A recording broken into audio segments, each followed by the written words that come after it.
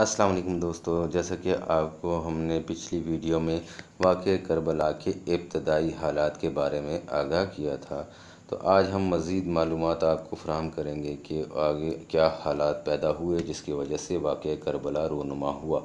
تو دوستو، اس ویڈیو کی طرف چلنے سے پہلے ہم آپ سے گزارش کریں گے کہ آپ ہمارے چینل کو سبسکرائب کریں، لائک کریں اور اپنے فرینڈز کے ساتھ شیئر کریں تاکہ ان کو بھی یہ معلومات حاصل ہو سکیں۔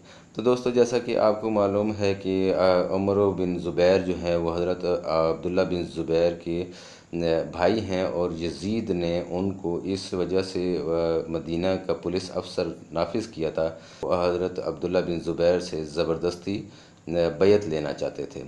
تو عمر بن زبیر نے سب سے پہلے جو کام کیا وہ حضرت عبداللہ بن زبیر کے حامیوں کو گرفتار کر کے ان کو مار پیٹ کر کے ان کے ساتھ رویہ اختیار کیا۔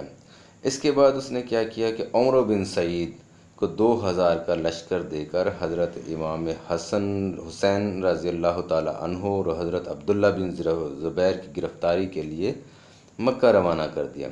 تو دوستو، ابو شریح خزائی نے عمر بن سعید کو اس حرکت سے روکا کہ مکہ مکرمہ میں قتل و غارت کرنا جائز نہیں ہے، اور جو لوگ وہاں پر پناہ گزین ہیں ان کو گرفتاری کے لیے بھیجنا اللہ تعالیٰ کو ناراض کرنے کے برابر ہے۔ مگر عمر بن سعید نے ایک نہ مانی اور عمر بن زبیر کو 2000 کا لشکر لے کر روانہ کر دیا اور مکہ سے باہر قیام کر کے اپنے بھائی عبداللہ بن زبیر کے پاس بھیجے کہ مجھے یزید نے حکم دیا ہے کہ تمہیں گرفتار کر کے لاؤں۔ مناسب نہیں سمجھتا کہ مکہ مکرمہ کے اندر قتل و غارت گری کروں، اس لیے تم خود کو میرے حوالے کر دو۔ عبداللہ بن زبیر نے پہلے اپنے چند نوجوانوں کے ساتھ اس پر حملہ کیا جنہوں نے اس کو سخت شکست دی۔ عمر بن زبیر نے ابن علقمہ کے گھر پہ پناہ لے لی۔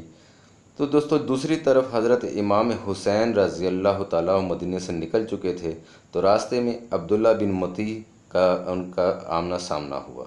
عبداللہ بن متی نے دریافت کیا کہ یا امام حسین سے کہ آپ کا کہاں جانے کا ارادہ ہے؟ فرمایا کہ اس وقت تو مکہ مکرمہ کی طرف ارادہ ہے میرا، اس کے بعد میں استخارہ کر کے سوچوں گا کہ مجھے کہاں جانا چاہیے۔ مگر عبداللہ بن متی نے کہا کہ میں آپ کو ایک برادرانہ مشورہ دیتا ہوں کہ آپ مکہ میں ہی رہیے گا، خدا کے لیے کوفہ نہ جائیے گا، وہ بڑا منحوس شہر ہے۔ اس شہر میں آپ کے والد ماجد کو قتل کر دیا گیا اور آپ کے بھائی کو بے یار و مددگار کے چھوڑ دیا گیا تھا۔ حضرت امام حسین رضی اللہ تعالی عنہ مکہ میں پہنچ کر وہاں پر مسلمانوں کی خدمت میں لگ گئے۔ دوسری طرف جب اہل کوفہ کو حضرت امیر معاویہ کی وفات کی خبر ملی تو یہ بھی خبر ملی کہ حضرت عبداللہ بن زبیر اور حضرت امام حسین رضی اللہ تعالی عنہ وغیرہ نے بیعت یزید سے انکار کر دیا ہے، تو کچھ حضرات سلیمان بن سرد خزائی کے مکان پر جمع ہوئے اور حضرت حسین رضی اللہ تعالی عنہ کو یہ خط لکھ بھیجا کہ ہم یزید کے ہاتھ پہ بیعت کرنے کو تیار نہیں ہیں، آپ کوفہ تشریف لے آئیے، ہم سب آپ کے ہاتھ پر بیعت کریں گے۔ تو دوستو، یزید کی طرف سے کوفہ کے جو امیر تھے حضرت نعمان ابن بشیر، ان کو یہاں سے ہم نکال دیں گے، یہ بھی انہوں نے اس خط میں لکھا۔ اس کے بعد 2 روز بعد اسی طرح کا ایک اور خط موصول ہوا اور دوسرے خطوط حضرت امام حسین رضی اللہ تعالیٰ عنہ کے پاس بھی بھیجے گئے، جس میں یزید کی شکایات اور اس کے خلاف اپنی نصرت اور تعاون اور حضرت حسین رضی اللہ تعالیٰ عنہ کے ہاتھ پر بیعت کرنے کا یقین دلایا گیا۔ اور چند وفود بھی حضرت امام حسین رضی اللہ تعالیٰ عنہ کے پاس پہنچے۔ حضرت امام حسین وفود اور خطوط سے متاثر ہوئے، مگر حکمت اور دانش مندی کا مظاہرہ یہ کیا کہ آپ نے خود جانے کے بجائے اپنے چچا زاد بھائی مسلم بن عقیل کو کوفہ روانہ کر دیا اور ان کے ہاتھ پہ ایک خط لکھ بھیجا کہ میں اپنے معتمد چچا زاد بھائی مسلم بن عقیل کو تمہارے پاس بھیجتا ہوں تاکہ وہ حالات کا جائزہ لے کر مجھے بتائیں۔ وہ حالات کی تحقیق کرنے کے بعد مجھے خط لکھیں گے تو میں فوراً کوفہ آ جاؤں گا۔ کوفہ جانے سے پہلے مدینہ طیبہ پہنچے اور مسجد نبوی صلی اللہ علیہ وآلہ وسلم میں نماز ادا کی اور اپنے اہل و عیال سے رخصت ہوئے۔ کوفہ پہنچ کر مختار کے گھر میں مقیم ہوئے۔ یہاں کے حضرات ان کے پاس آنے جانے لگے۔ جب بھی کوئی آدمی آتا تو حضرت مسلم بن عقیل ان کو حضرت امام حسین رضی اللہ عنہ کا خط پڑھ کر سناتے، جو سب سن کر سب پر گریہ طاری ہو جاتا۔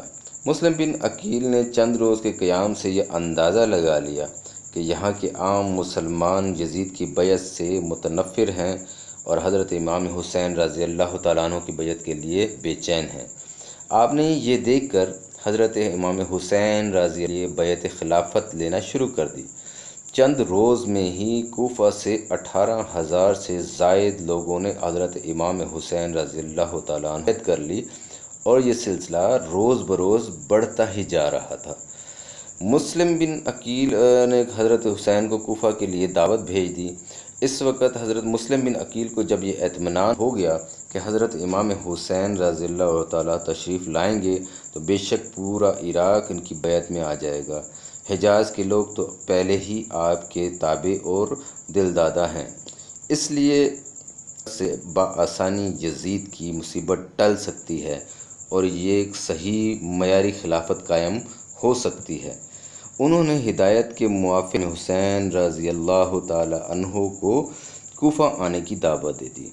تو دوستو، یہ خط لکھنے کے بعد بحکم قضاء و قدرت اس طرف حالات بدلنا شروع ہو گئے۔ یزید کی طرف سے نعمان بن بشیر کوفہ کے حاکم تھے۔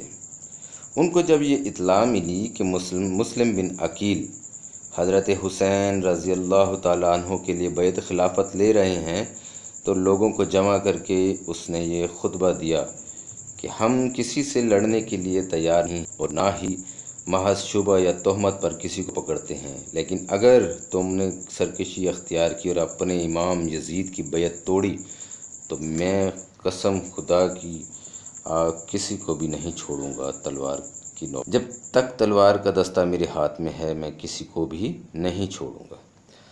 عبداللہ بن مسلم بن سعید حضرمی جو بنی امیہ کا حلیف تھا، یہ خطبہ سن کر کھڑا ہو گیا۔ یہ جو حالات آپ کے سامنے ہیں ان کی اصلاح بغیر تشدد کے نہیں ہو سکتی، یعنی کہ آپ جب تک ظلم نہیں کریں گے تب تک کچھ نہیں ہوگا، اور جو رائے آپ نے اختیار کی ہوئی ہے یہ کمزور اور بزدلوں کی رائے ہے۔ نعمان بن بشیر نے جواب دیا کہ میں اللہ تعالیٰ کی اطاعت میں کمزور بزدل سمجھا جاؤں، یہ میرے لیے بہتر ہے اس سے کہ میں لوگوں پر ظلم کر کے میں بہادر اور دلیر کہلایا جاؤں۔ اچھا، تو دوستو، عبداللہ بن مسلم جو شخص تھا جس نے ان کو یہ الفاظ بولے تھے، اس نے براہ راست خود یزید کو ایک خط لکھ بھیجا کہ مسلم بن عقیل کے آنے اور حضرت حسین رضی اللہ تعالیٰ عنہ کے لیے بیعت لینے کا واقعہ سب۔ اس نے لکھا کہ اگر تمہیں کوفہ کی کوئی ضرورت ہے اور اس کو اپنے قبضہ میں رکھنا چاہتے ہو تو یہاں کے کسی امیر اور قوی آدمی کو فوراً بھیجو جو آپ کے احکامات کو قوت کے ساتھ نافذ کرے۔ موجودہ حاکم جو نعمان بن بشیر وہ کچھ کمزور ہیں اور معاملہ کر رہے ہیں۔ تو اسی کے ساتھ ہی دوسرے لوگوں نے بھی کچھ اسی طرح کے مضامین یزید کو لکھ بھیجے، جن میں عمارہ ابن الولید اور عمر بن ابی وقاص وغیرہ شامل تھے۔ یزید کے پاس یہ خطوط پہنچے تو وہ اپنے والد حضرت امیر معاویہ کے مشیر خاص سرجون کو مشورہ کے لیے بلا بھیجا کہ کوفہ کی حکومت کس کے سپرد کی جائے۔ اس کی رائے یہ ہوئی کہ عبداللہ بن زیاد کو کوفہ کا عامل بنایا جائے، لیکن یزید کے تعلقات کچھ کو ابن زیاد کے ساتھ اچھے نہ تھے، تو اس نے سرجون سے کہا کہ آپ اس سے ایک بار پوچھتا ہوں کہ اگر حضرت معاویہ اور وہ کوئی مشورہ دیں تو آپ کیا قبول کریں گے؟ تو یزید نے کہا کہ بے شک میں ان کا مشورہ قبول کروں گا۔ تو سرجون نے ایک فرمان نکالا، جس میں اس نے بتایا کہ کوفہ میں امارات میں عبید اللہ بن زیاد کو مقرر کیا گیا تھا۔ آج تک کے لیے اتنا ہی، کل انشاءاللہ دوبارہ نئی ویڈیو کے ساتھ حاضر ہوں گے۔